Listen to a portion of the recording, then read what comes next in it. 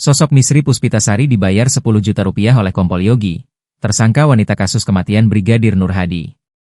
Wanita bernama Misri Puspitasari ikut ditetapkan sebagai tersangka dalam kasus pembunuhan Brigadir Nur Hadi. Misri menjadi tersangka dengan dua orang lain yaitu Kompol Imade Yogi dan Ibda Haris Chandra, atasan Brigadir Nur Hadi.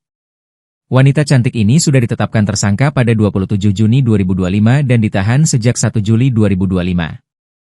Misri sendiri disewa oleh Yogi untuk menemani ia liburan di Lombok. Bahkan Yogi rela membayar jasa semalam Misri sebesar 10 juta rupiah.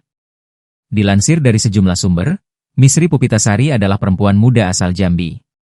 Saat ini ia berusia 23 tahun dan akan berulang tahun ke-24 pada November 2025 mendatang. Misri hanya lulusan SMA, namun termasuk siswi berprestasi. Dirinya berasal dari keluarga sederhana dan berstatus anak yatim karena sang ayah telah meninggal dunia. Ayahnya